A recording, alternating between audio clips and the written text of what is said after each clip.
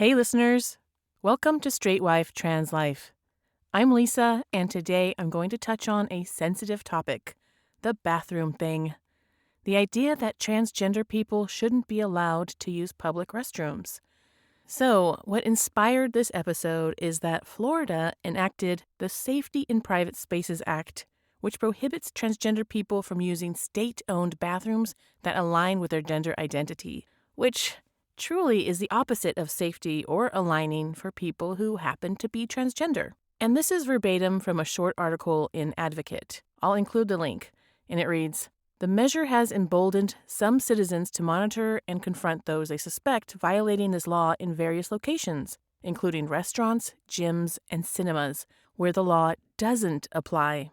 And it boggles my mind. What kind of nut job is hanging around bathrooms making sure your identity aligns? As someone who lives with a transgender person, here's my take on the issue.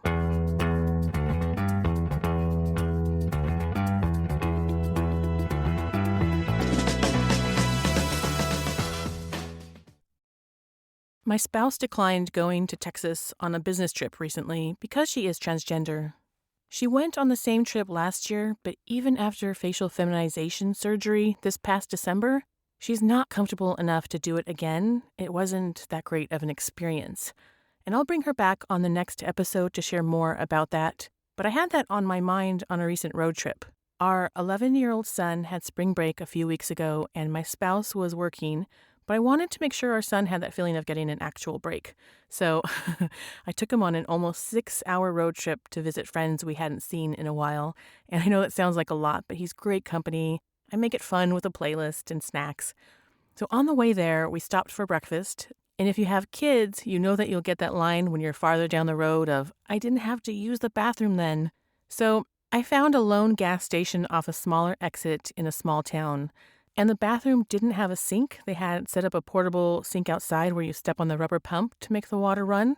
And I'm not about to let my son go in there alone because what if he can't figure out how to unlock the door or whatever? Plus, I had to go too.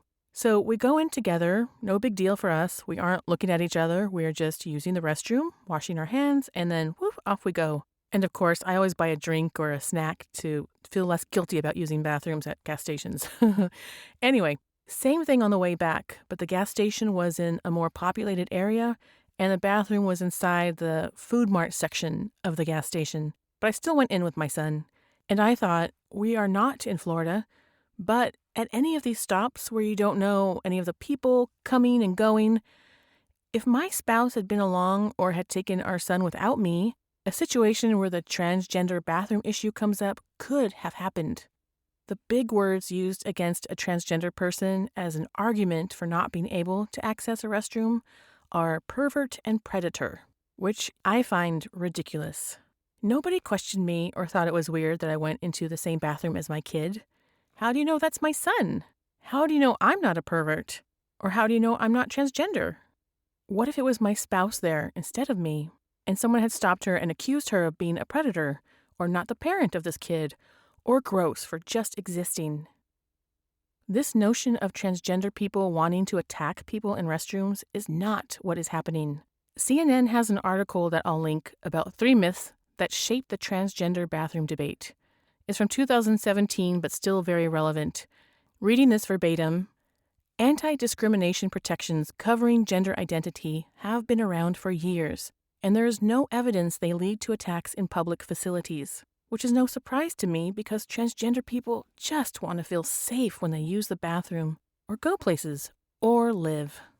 The same article mentions the myth that transgender people aren't worthy of bathroom access according to their gender identity because being transgender is not a valid condition. Ugh. People still think it is a mental illness. As the article also states, a condition is designated a mental illness when it causes significant distress. For many, simply being transgender does not cause dysfunction. It's the social stigma and barriers to expressing one's identity that cause problems, according to the American Psychological Association, the American Medical Association, and other healthcare organizations, which I see clearly in my case. My spouse had a fear of coming out because of her parents, because of being deserted, or maybe because of not being accepted. And my first thought when my spouse came out was, we're going to lose a lot of friends, and this is going to ruin our lives. And how sad is it to feel that way or allow other people's opinions to matter so much that you can't be yourself, or as a spouse, parent, or friend, allow others in your life to be themselves. There is an article on a site called The 19th that explains how you can make bathrooms safer for trans and non-binary people, and I'll add the link to the resources page. The first suggestion is acknowledge that bathrooms are scary and locate safe options. Point out gender-neutral bathrooms for people in your life who might need them, or point them to resources where they can find safe bathrooms while out and about. There is a site or app I'll link called Refuge Restrooms. My spouse has it just in case, but hasn't used it. Next, offer to be a bathroom buddy to your trans or non-binary friends. Go with them, help them feel a little calmer. And I try to do this. Make trans and non-binary people feel welcome if you see them in bathrooms. Honestly, a lot of times, transgender and non-binary people are not trying to make eye contact with anyone in a bathroom. But if you can smile or say hello or give a compliment, it's another gesture to help someone feel calm and safe. And this didn't happen in a bathroom, but several months ago, I was at a store and told someone who I thought is transgender that I loved her hair. She was with friends, but in my mind, I was hopefully sharing that, hey, others have your back too. Or she may have just thought I was weird. Which brings up a good point my spouse has mentioned. If you do